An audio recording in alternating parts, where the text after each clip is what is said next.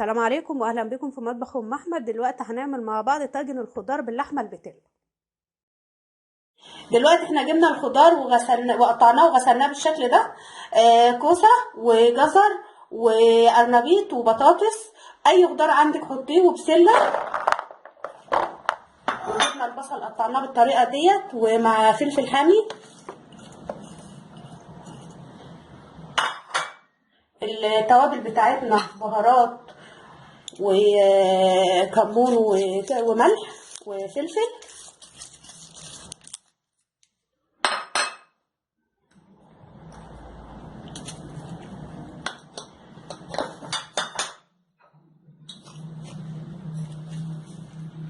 هنحط الملح كده ونقلب الخضار كله مع بعضه.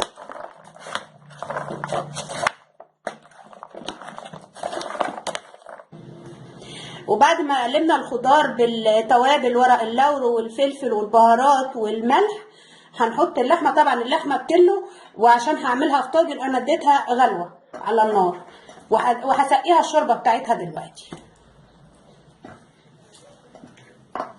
هنقلب مع بعض كده اللحمه بالخضار كله مع بعضه.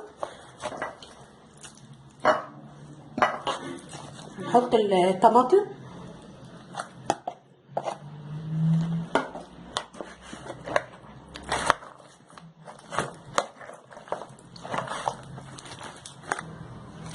وبعد ما رصينا الطاجن كده بالخضار واللحمه، بعد ما قلبناهم مع بعض التوابل والطماطم وكل التحابيش بتاعتنا، هنحط الخضار كده. ما تخافيش، هو كل ده هيقل دلوقتي مع لما يطيب مع بعضه كده. هنسقيه كمان شويه طماطم،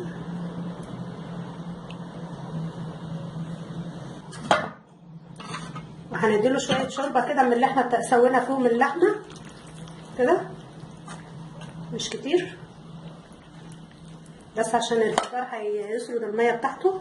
وهندخله الفرن. طاجن الخضار بعد ما طلعناه من الفرن واستوى بالشكل ده، وبالهنا والشفا. وعلى فكره انا ما حطيتش لا سمنه ولا زيت ولا اي حاجه. وبالهنا والشفا، ويا رب يعجبكم، ولايك وشير، وسلام عليكم.